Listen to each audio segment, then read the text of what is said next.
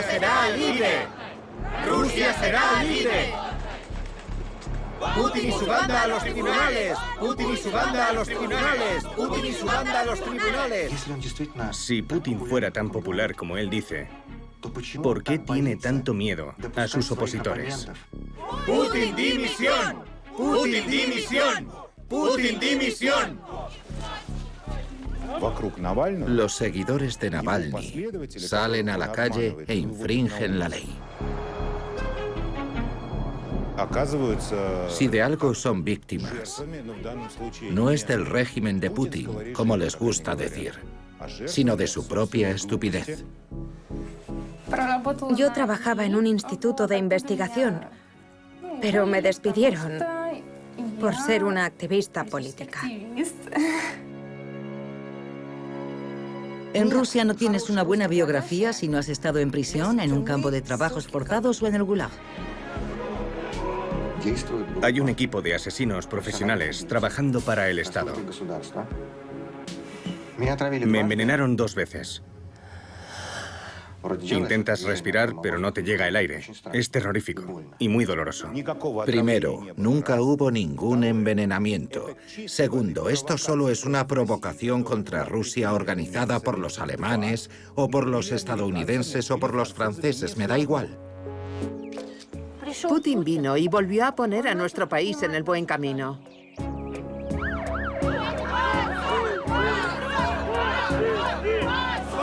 ¡Libertad, presos políticos! ¡Libertad, presos políticos! Nuestro presidente lidera la lucha por la liberación, por la soberanía de nuestra nación.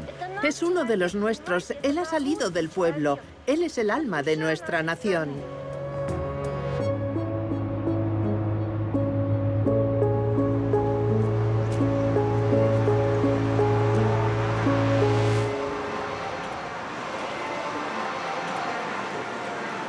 Tras 20 años de gobierno de Vladimir Putin, Rusia es una nación profundamente dividida por el creciente autoritarismo que está envenenando a su sociedad.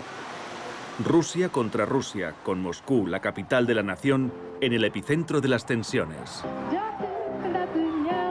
Esta metrópolis de 12 millones de habitantes brilla intensamente gracias a la riqueza que generan el petróleo y el gas rusos, así como por la voluntad del gobierno de hacer de Moscú el escaparate de sus éxitos.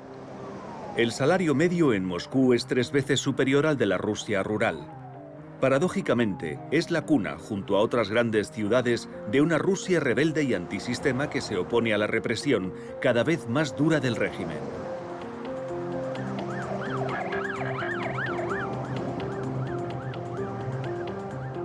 ¿Quiénes son estos ciudadanos corrientes que sueñan con otra Rusia?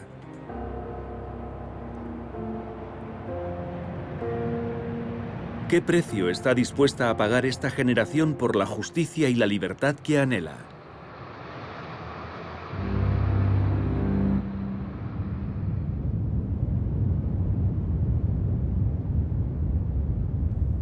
La víspera de la Navidad de 1991, cuando la gran bandera roja de la Unión Soviética desapareció del tejado del Kremlin, una Rusia recién independizada hizo por primera vez su nueva bandera tricolor. El país acababa de elegir la democracia y la libertad. En esa época, los ciudadanos rusos querían un cambio radical. Agotados por 70 años de comunismo, añoraban un mundo mejor y el fin de la pobreza y de la propaganda.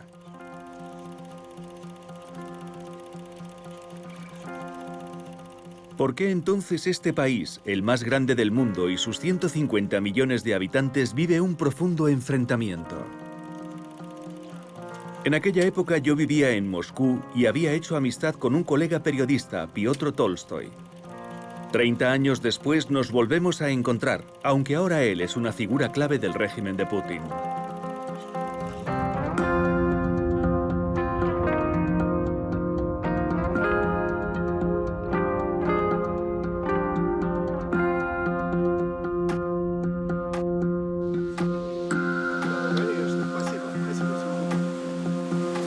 Hola, ¿qué tal estás? Salut. Ça va bien? Ça va bien?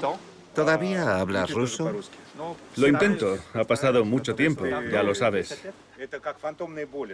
Es septiembre de 2021 y él espera ser reelegido diputado por la región de Moscú y vicepresidente del Parlamento. Ah, vale. Hay cola. No debemos reírnos. Esto es la democracia. La gente hace cola para votar. Es la Rusia de Piotr. Todo recuerda a unas elecciones democráticas occidentales. Máquinas de votación electrónicas, listas electorales verificadas. Aparentemente no hay nada raro. Estas imágenes de Piotr en su colegio electoral local, transmitidas por las cadenas de televisión rusas, son suficientes para tranquilizar a los partidarios del Kremlin. Las elecciones siguen siendo libres y justas.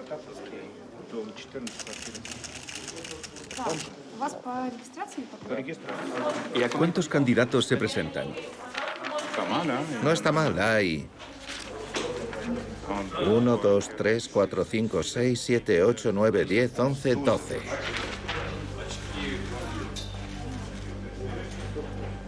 De hecho, hay una oposición comunista o liberal que compite con el partido de Putin, Rusia Unida. Sin embargo, solo son elegibles los candidatos aprobados por el régimen. Según estimaciones de la ONG rusa Golos, al menos 9 millones de candidatos a las elecciones locales y nacionales han sido rechazados. De acuerdo con la legislación del Consejo Europeo, estas elecciones son antidemocráticas. Ellos solo representan una minoría. ¿Y la mayoría? Bueno, ya vimos claramente quién tiene la mayoría en las elecciones presidenciales. Solo son 5.000 personas, contra 150 millones. En nuestro país los criminales no pueden presentarse a las elecciones. Por eso no tienen candidatos. Sin elecciones libres es difícil averiguar cuántos ciudadanos están a favor o en contra de Putin en este barrio del norte de Moscú, al igual que en el resto del país. El día de las elecciones, una opositora al régimen decide superar sus temores e intentar documentar el fraude electoral. Olga, analista de marketing, se hace pasar por militante del Partido Comunista de Rusia, uno de los pocos partidos opositores autorizado aún por el régimen.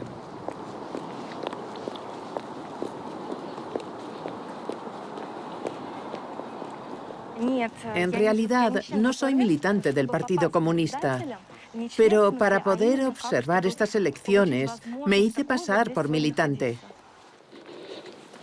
Esta caja de plástico es una de las miles de urnas ambulantes organizadas por la Comisión Electoral rusa.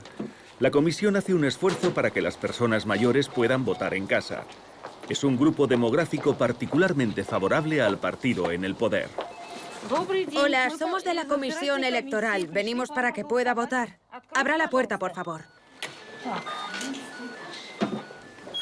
Olga intenta comprender cómo consiguen que, a pesar de sus exiguas pensiones, millones de jubilados voten por el partido de Putin.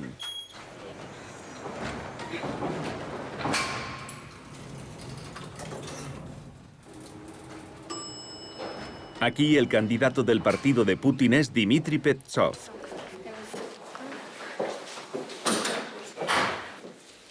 Hola, ¿es usted la señora Margarita Piotrovna? Sí. Hemos venido para que vote. ¿Por qué? Usted solicitó votar en casa, ¿verdad? Ah, sí. Ah, sí, lo recuerdo. ¿Pero para qué? Permítanos pasar y se lo explicaré. Tome, le he traído un bolígrafo. Es para usted. A la anciana le cuesta encontrar el nombre del candidato que había elegido. ¿Petsov? ¿La trabajadora social le dio ese nombre? Sí, es el nombre que recordaba. ¿Por qué vota por él? Hay muchos más nombres en esa lista. Ahí está, lo encontré. ¿Pongo una cruz aquí? Exacto, marque la casilla. Y ahí lo tienes, acaba de votar por Petsov. Ahora solo tiene que meter su papeleta en la urna. Métala usted misma con las dos manos. Yo se la acerco. Por la ranura. Tómese su tiempo, no hay prisa. Muy bien. No olvide cerrar la puerta. Sí, hasta luego. La recogida de votos para el candidato de Putin continúa en todos los pisos del edificio. Pero en este barrio y en toda Rusia, las personas mayores no siempre necesitan que la trabajadora social les diga a quién votar. Ponga una cruz al lado del candidato que elija. ¿Ya sabe a quién votar? Sí. Soy adulta. Y voto por Rusia Unida. Voto a Petsov. No la doble, por favor, no la doble. Espere, le enseñaré. Ellos me gustan porque cumpliré 77 años el próximo mes, así que les apoyo. Confío en ellos. Muchos son de mi generación. La juventud no piensa igual que nosotros. Yo crecí en la Unión Soviética. Incluso fui miembro del Partido Comunista en el poder entonces. Así que sí, confío en ellos. Bueno, adiós. No creo que Rusia esté dividida en dos. Hay un pequeño porcentaje de jóvenes que no conocieron la Unión Soviética o que nacieron después, que crecieron en una época en la que se había abandonado la idea nacional rusa. Pero nuestro gran error fue permitir que esta generación, que ahora tiene entre 20 y 30 años, creciera mezclando los valores occidentales con su cultura rusa. Enfrentarse al régimen resulta cada vez más peligroso para los líderes de la oposición. Vladimir Kara-Murza ha sobrevivido a 2 intentos de envenenamiento y el líder de su movimiento, Boris Nemtsov, fue asesinado delante del Kremlin en 2015. Aunque su familia vive a salvo en el extranjero, Vladimir se niega a exiliarse. Cuando hablo por teléfono, sé que siempre somos más de 2 en la línea y que me están grabando. Vigilancia y todo eso. Como esos canales de propaganda de la televisión, que siempre saben con quién me reúno, a dónde voy, y cuentan todo tipo de calumnias sobre nosotros. Dicen que los opositores rusos recibimos dinero de Occidente. Lo repiten tanto que mi esposa me pregunta en broma, ¿dónde está todo ese dinero? Porque nosotros no lo vemos. Pero me da igual que me sigan o me escuchen. No sé si es guerra psicológica, pero después de haber sido envenenado 2 veces con armas químicas, que un coche me siga, no me asusta. Conocemos la realidad de este país y sabemos a quién nos enfrentamos. Igual que Vladimir, una docena de opositores al régimen han sido víctimas de envenenamiento desde que Vladimir Putin llegó al poder en el año 2000. El más reciente es también uno de los más conocidos.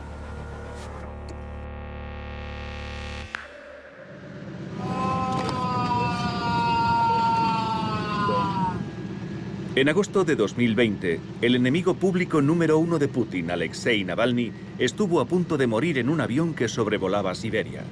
Salvado por los médicos de un hospital ruso local, más tarde sería trasladado en estado de coma a un hospital en Alemania.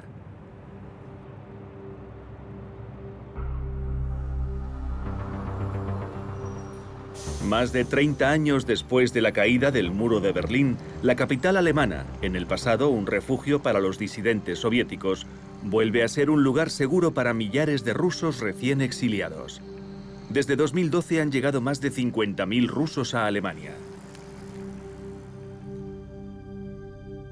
El Teatro Panda, en el este de la ciudad, es el principal lugar de reunión de esta nueva diáspora. En los últimos días he visitado a algunos activistas muy activos en Colonia y en Düsseldorf. Desde 2017, la experiodista Olga Romanova vive como refugiada en Berlín. Es una de las figuras de la nueva disidencia rusa en Europa. En opinión de Olga, Navalny es solo el último nombre en una lista cada día más larga. Hay que fijarse en la tendencia general. Hoy, en Rusia, hay 410 presos políticos. Hace 10 años eran 40. Y bajo el presidente Yeltsin no había ninguno. Cada vez es peor. Y siendo honesta, quién sabe cuántos serán dentro de un año. Navalny no quería pasar el resto de su vida exiliado en Berlín. 4 meses después de haber sobrevivido al intento de envenenamiento, sorprendió a todos con su aparición en las redes sociales. Hola, soy Navalny. Estoy leyendo muchas cosas acerca de mí que salen de Moscú. Y me sorprende lo mucho que Putin se equivoca, haciendo todo lo posible por intentar impedir que yo vuelva a casa. Esta mañana, después de mi revisión diaria, decidí que estoy lo bastante bien como para terminar mi recuperación en mi país. Así que llegaré a Moscú el domingo 17 de enero. Venid a buscarme.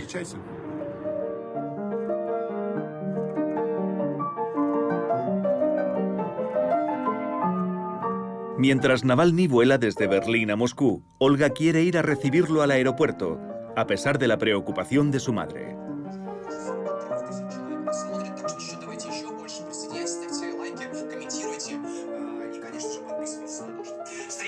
Cientos de simpatizantes han llegado al aeropuerto de Vnukovo para recibir a Navalny.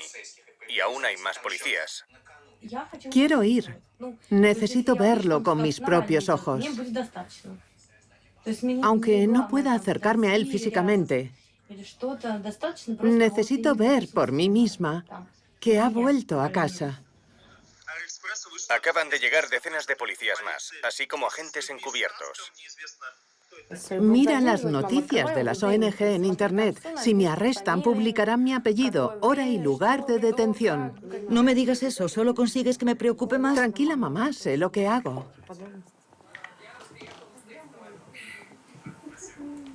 Juntas han conocido el interior de una comisaría de policía rusa.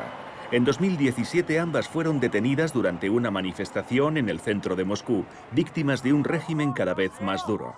Estas impactantes imágenes de la detención de una ciudadana indefensa sin motivo alguno se convirtieron en un símbolo de la oposición.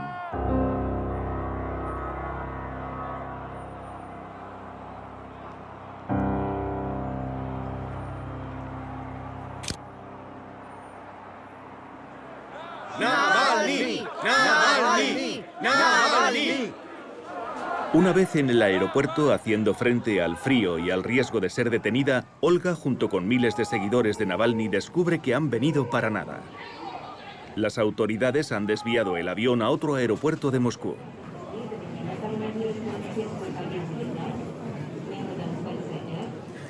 ¡Putin agresor!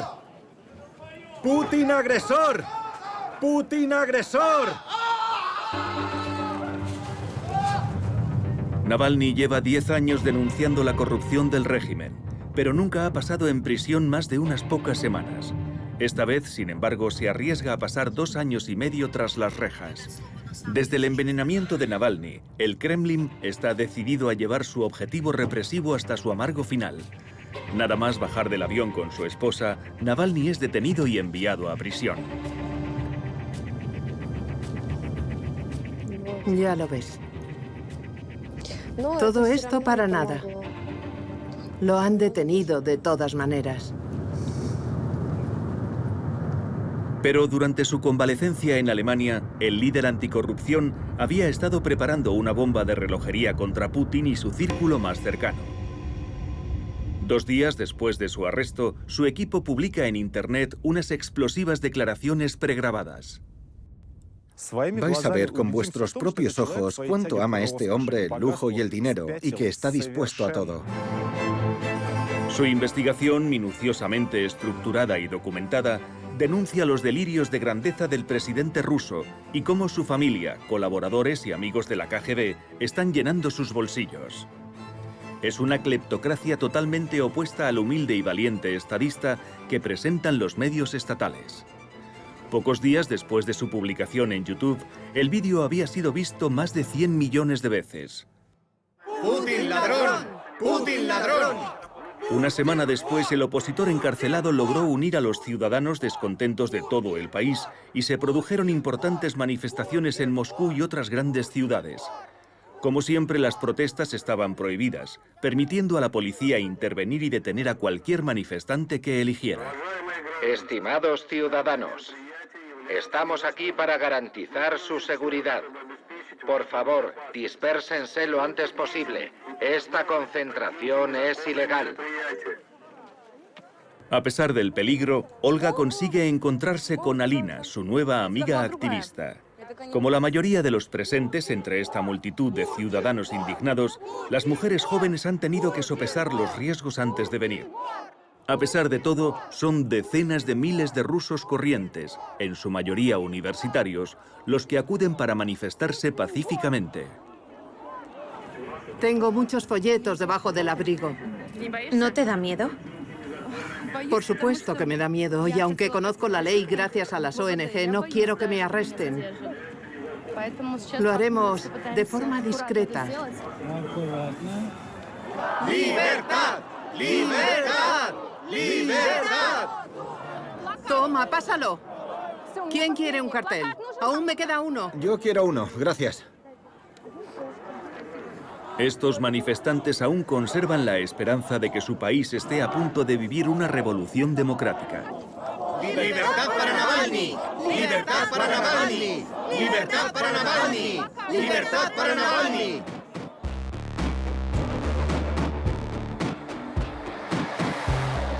Mientras, en Berlín, se corean en ruso los mismos eslóganes contra Putin. ¡Putin ladrón! ¡Putin ladrón! Esta manifestación ha movilizado a miles de exiliados de la nueva diáspora rusa en Alemania, liderados por Olga Romanova, la fundadora de la ONG Rusia tras las rejas. Se dirigen a la embajada de Rusia, situada frente a la puerta de Brandenburgo. ¡Libertad! ¡Libertad! ¡Libertad! Quizás el embajador esté aquí.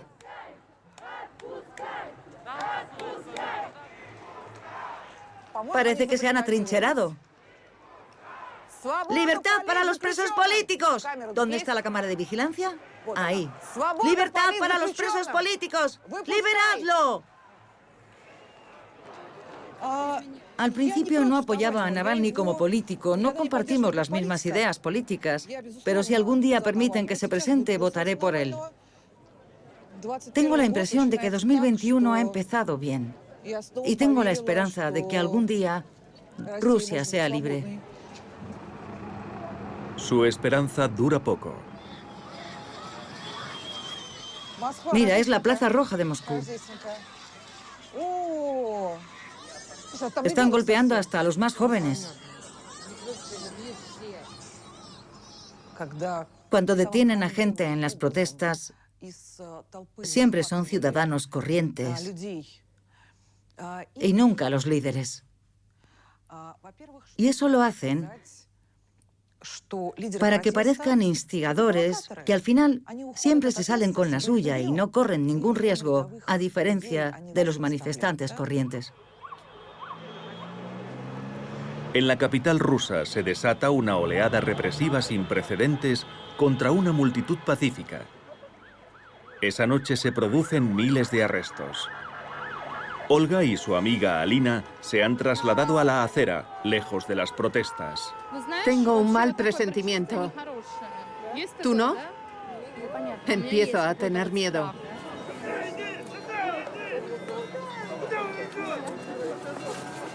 Dios mío, ¿qué está haciendo? ¿Por qué se la lleva? ¿Y a dónde la lleva? De repente, sea por coraje o por temeridad, Olga ya no tiene miedo. Estábamos en la acera, no hemos hecho nada. Por lo menos dígame a dónde la llevan. Dígame a dónde la llevan. ¿A qué comisaría de policía? ¿Por qué razón? Ni siquiera lo sabe. Solo obedece como un idiota. Nosotras solo estábamos paradas en la acera. Alina. ¿Es una broma? ¿Se burla de mí? ¿Sabe siquiera por qué la detienen? Está claro que los mismos policías están desbordados por las miles de detenciones que tienen que realizar. Alina aprovecha el caos para comunicar su destino. Repítelo. ¿Número 6? ¿La comisaría número 6?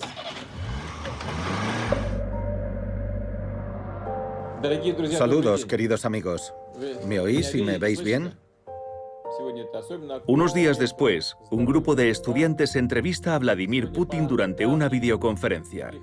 El mandatario, con un tono cordial y sosegado, advierte que será implacable en nombre de lo que él llama la ley. ¿Podría comentarnos la situación y decirnos qué piensa al respecto? Gracias por adelantado. Gracias por su pregunta. Ya he respondido a eso antes, pero lo repito aquí para que quede claro. Todo el mundo tiene derecho a expresar su opinión, pero dentro del marco de la ley. Cualquier cosa que se salga de ese marco no solo es contraproducente, también es peligroso. Peligroso porque durante los 20 años de gobierno de Putin, el derecho de manifestación ha desaparecido, hasta el punto de prohibirse las manifestaciones de 2 o más personas. Navalny pide a sus seguidores que salgan a la calle e infrinjan la ley. Y como resultado, a menudo caen en las redes del sistema judicial. Si de algo son víctimas, no es del régimen de Putin, como ellos dicen, sino de su propia estupidez.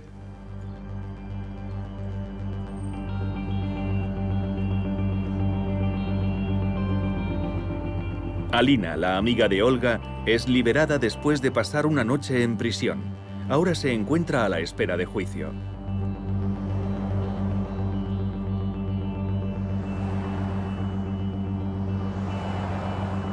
Ha regresado a su trabajo de peluquera de perros.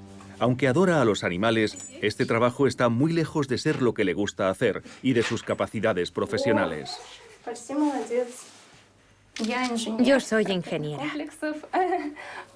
especializada en la industria espacial.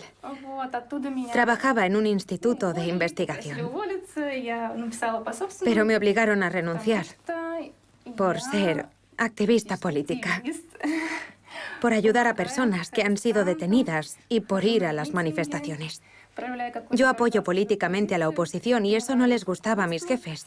Un día unos hombres vinieron a verme al trabajo y descubrí que eran agentes del FSB. Hace mucho tiempo que Alina dejó de ver la televisión. Como todos los de su generación, prefiere informarse en los medios independientes en Internet. En la Rusia de Putin no solo hay discrepancias, 2 partes del país viven en universos paralelos. Mis abuelos son mayores y se pasan el día viendo la tele.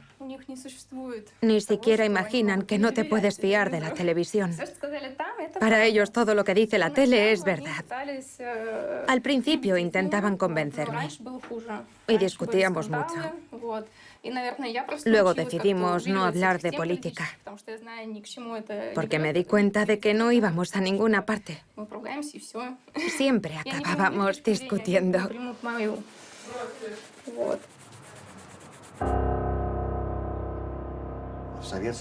Ya en la época soviética nadie se creía la propaganda. La gente se burlaba incluso de los titulares del Pravda. Hoy volvemos a vivir en el imperio de la mentira y la propaganda, pero lo hacen mucho mejor y desafortunadamente con mucho más talento. Y esta propaganda del Kremlin sigue engañando a la mayoría de los rusos y afecta a decenas de millones de personas. Pero también hay millones de rusos, sobre todo jóvenes, que ya no se creen las mentiras de Putin y son los que ves en las manifestaciones. Como la propaganda ya no funciona con esta generación, el régimen ha decidido usar en su lugar la táctica del miedo. Alina sabe que ahora se enfrenta a un riesgo mucho mayor que el de una multa o un despido. Podría acabar en prisión. En julio de 2019, decenas de miles de moscovitas se manifestaron para exigir a las autoridades que permitieran que su candidato pudiera presentarse a las elecciones a la alcaldía. Cuando llegaron al centro de la ciudad, los manifestantes fueron agredidos violentamente por la policía y detenidos al azar. ¡Ayuda! ¡Ayuda! Algunos manifestantes intentaron evitar que otros fueran detenidos. Entre ellos estaba Yegor. Es el que lleva pantalones cortos y una camiseta gris.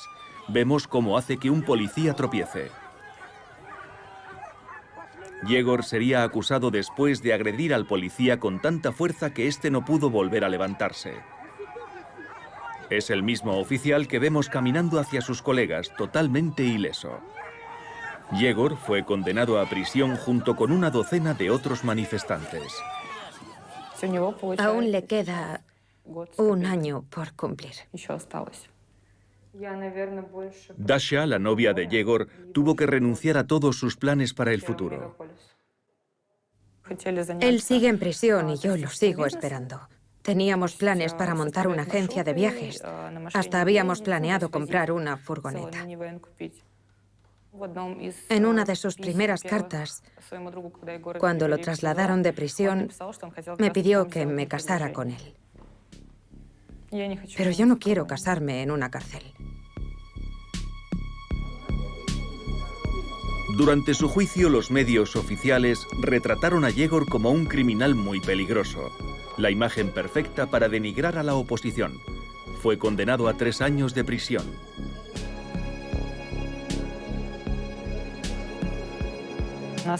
Nos describían como gente horrible.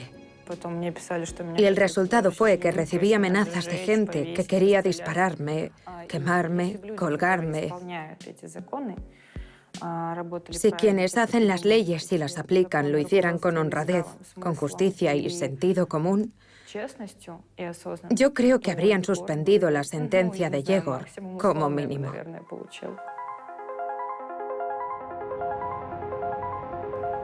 La prisión de Yegor se encuentra en la región de Volgogrado, en el antiguo Stalingrado, a orillas del río Volga, a 1000 kilómetros al suroeste de Moscú. Esta capital regional aún conserva los monumentos en recuerdo de la victoria del Ejército Rojo durante la Segunda Guerra Mundial.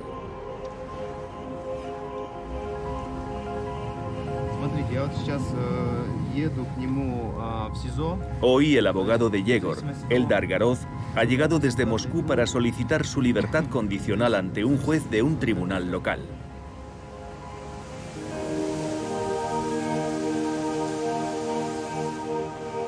En apariencia, todo aquí parece un sistema judicial normal, en un país normal.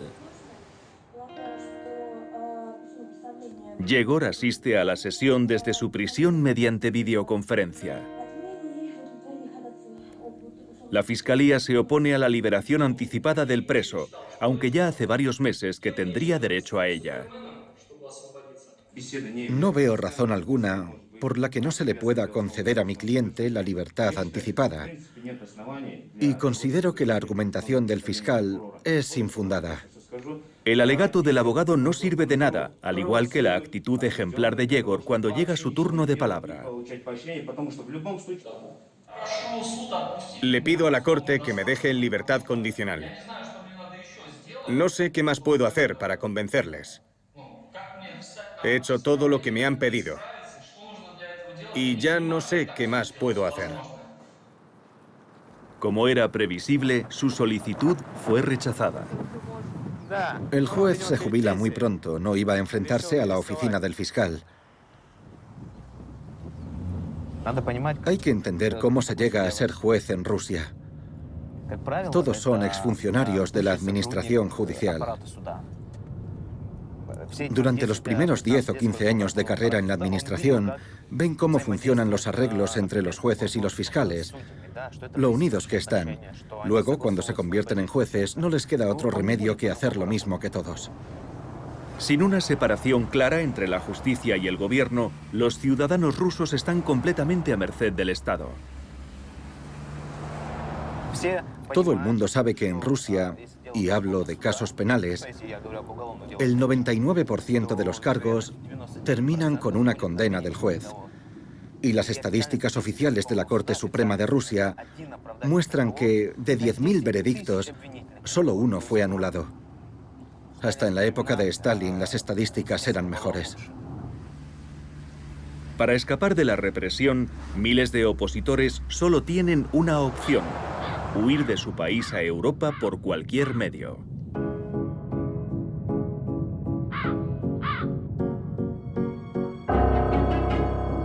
1000 kilómetros al oeste de Moscú, Estonia, Letonia y Lituania fueron las primeras repúblicas soviéticas que consiguieron la independencia tras la caída de la Unión Soviética en 1991.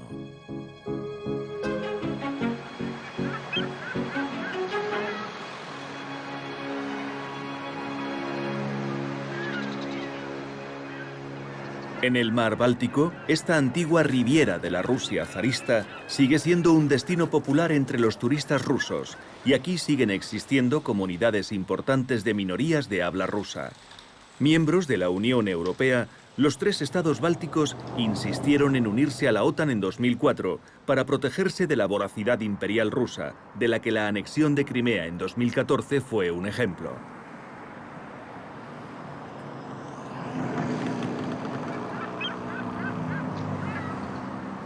Es comprensible que los refugiados políticos rusos terminen aquí, especialmente en Vilna.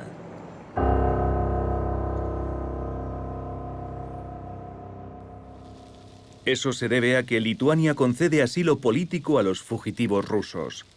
Cerca de la antigua Plaza Lenin, la sede de la KGB fue convertida en un museo tras la caída de la URSS como recuerdo de la opresión soviética.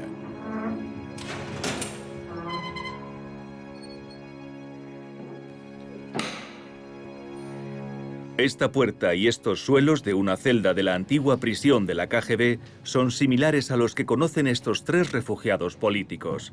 A Mikhail, Vladimir y Dmitry, este lugar les recuerda demasiado bien la pesadilla de su paso por las cárceles rusas.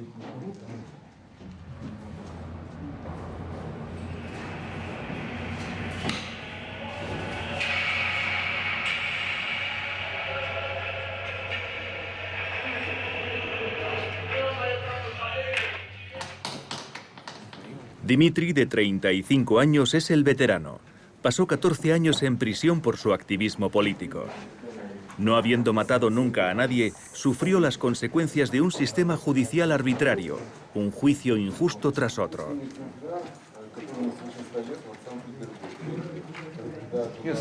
¿Ves? No está tan mal. Mira estas camas de hierro. Son demasiado cortas para dormir. Sí, es verdad, como las de nuestras celdas. Sí, me recuerda a las celdas en las que estuve encarcelado, pero esta tiene una ventana.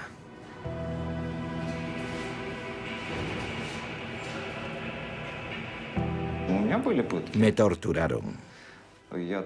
Y puedo decirte que en Rusia torturan y golpean sistemáticamente a la gente para conseguir una confesión. ¿Te golpearon? Por supuesto. Y son muy creativos para hacerlo donde más duele. Usan todo tipo de técnicas. Les encanta usar electricidad. Tienen viejas dinamos que usan para torturarte con descargas eléctricas. ¿Dónde te lo colocan? Normalmente te ponen cables en los genitales. A veces también te los ponen en la cara. Estás a merced de su imaginación, porque ellos saben cuál es el sitio donde más duele. También le gustan las orejas. ¿Qué? En los lóbulos de las orejas. O en las mejillas. Estas imágenes filtradas de la prisión de Yaroslav, al noreste de Moscú, crearon un gran escándalo en 2017. Aunque los guardias implicados fueron procesados, solo recibieron una sentencia condicional o fueron exonerados.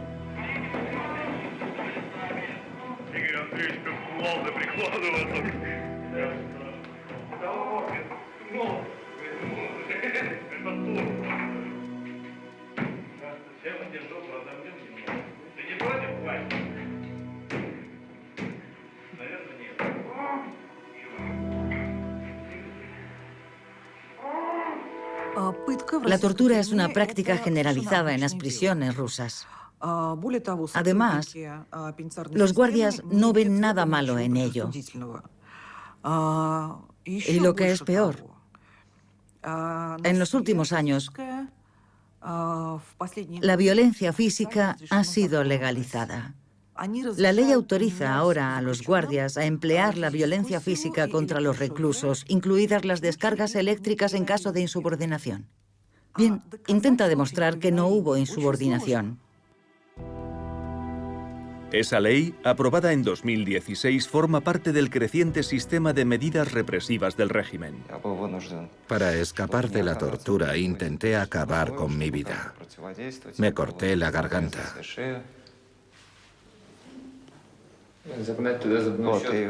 Afilé el mango de plástico de un cepillo de dientes y me lo clavé en el cuello. Si tenía que morir, prefería que fuera rápido.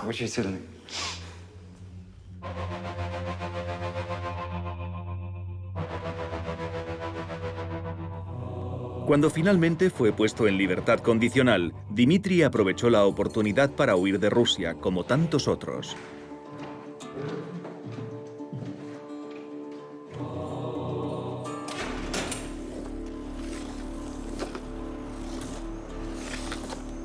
¿Qué cuántos son? De acuerdo con algunas estimaciones, desde 2008 habrían abandonado el país 1.800.000 rusos. Esta fuga de cerebros amenaza el futuro de Rusia. Sergei es otro refugiado ruso en Vilna. Es especialista en tecnologías de la información y redes, igual que Aidar. Ambos huyeron de Moscú en 2019 para evitar la cárcel, tras la manifestación que le costó a Yegor 3 años en prisión. Pierdes 2 o 3 años de tu vida para nada.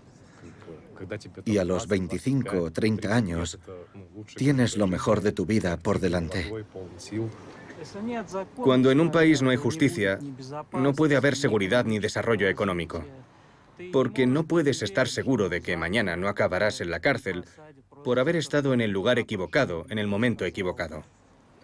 Constantemente veo tweets de gente que quiere marcharse o que ya lo ha hecho. Y no son simples trabajadores. Son los más cualificados, titulados universitarios. Hay médicos, ingenieros. Resumiendo, vemos la dirección que está tomando nuestro país. La gente ya no quiere vivir allí.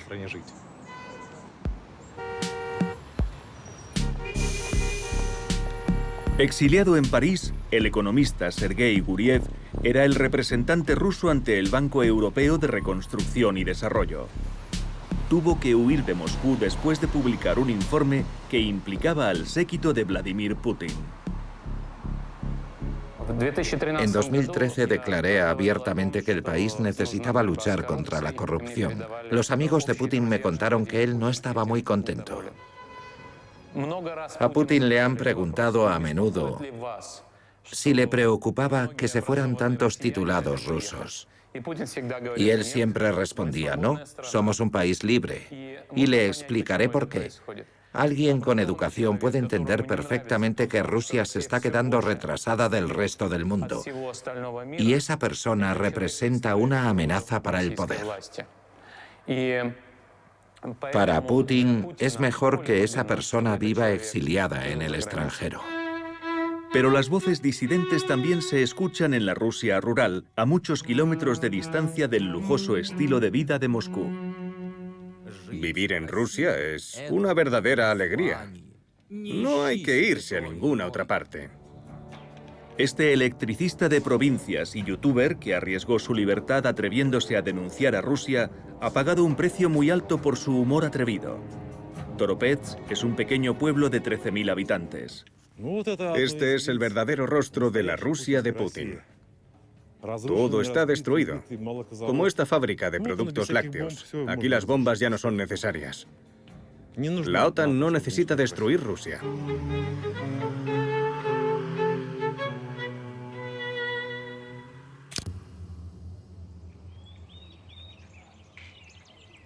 Este es el refugiado político iconoclasta. Es él, un electricista de 54 años. Cuando lo conocimos en un centro de detención, Vladimir Egorov acababa de cruzar ilegalmente la frontera lituana. Estaba esperando que se resolviera su petición de asilo. Yo solo soy un pequeño Navalny local. Un Navalny pequeñito. Salvo que yo no aspiro a ningún cargo político. Yo solo les pedí que arreglaran las carreteras de mi pequeño pueblo, y en vez de eso me trataron como a un enemigo del pueblo. Como no podía hacer otra cosa, hice una broma. A la gente le hizo gracia, pero a ellos no, y se vengaron a su manera. En lugar de abrir una investigación policial sobre la corrupción local, el propio Vladimir terminó ante los tribunales. Lo acusaron de extremismo y ante la amenaza de una larga pena de prisión, él decidió huir. Vladimir le debe su libertad a un ciudadano ruso anónimo.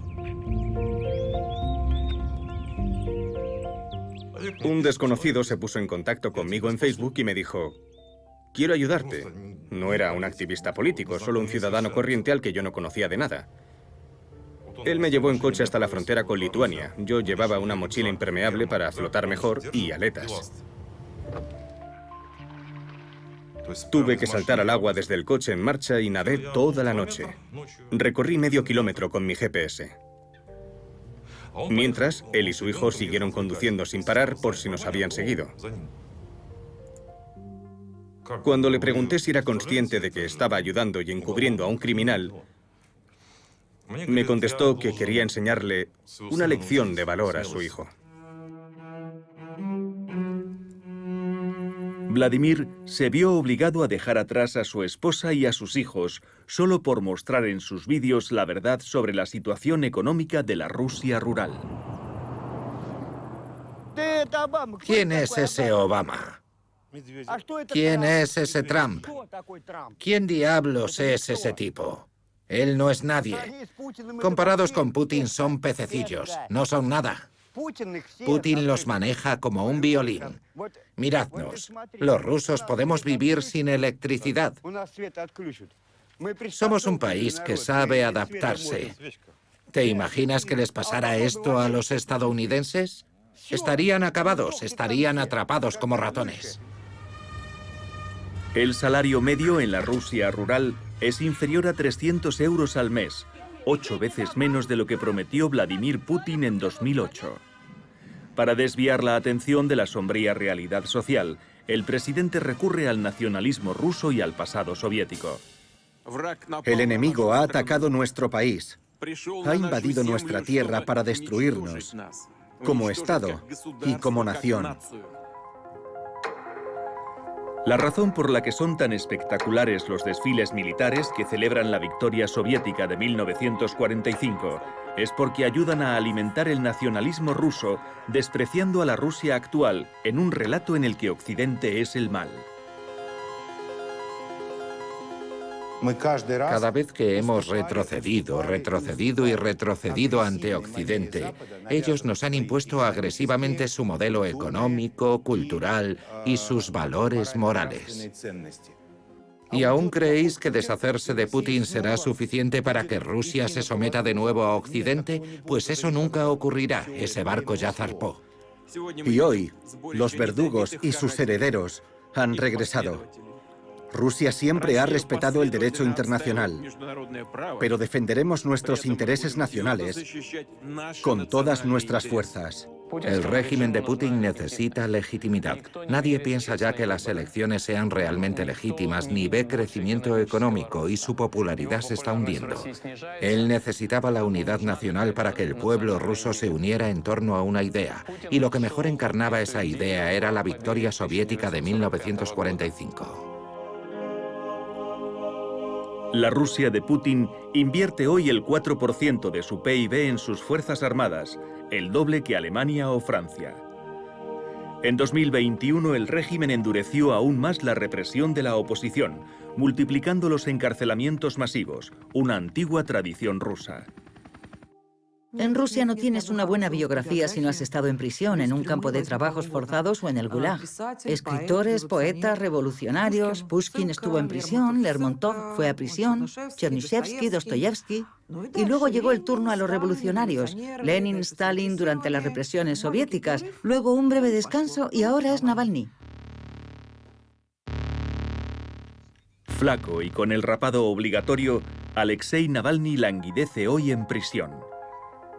La televisión rusa sigue retratándolo como un delincuente y los tribunales rusos acumulan nuevos cargos contra el preso político. Navalny se ha ganado una excelente biografía. Esperemos que sea larga, porque podrían acortarla.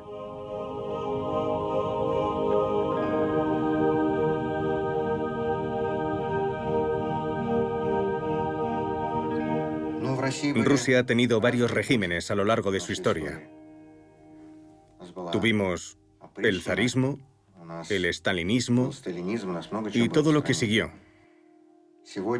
Hoy podemos llamar al régimen actual una dictadura posmoderna con una fachada pseudodemocrática, una burla de elecciones, una burla de juicios, con un sistema de justicia similar al de la Unión Soviética.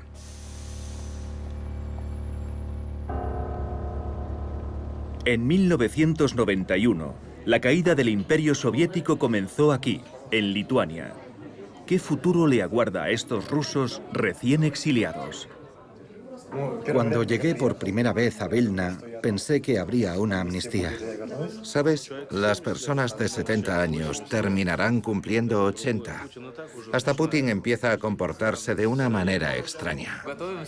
Pase lo que pase, estaré preparado.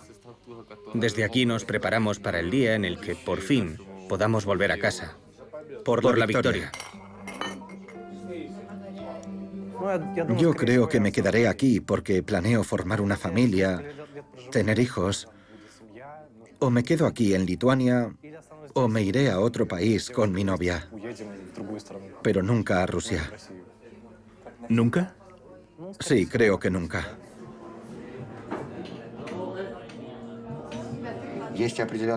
Occidente también carga con parte de responsabilidad, porque en los años 90 no estuvo preparado para dar la bienvenida a la nueva Rusia democrática.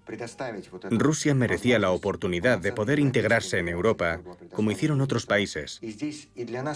Tenemos que recordar siempre esta lección, porque nada es eterno. Y el régimen de Putin tampoco lo es.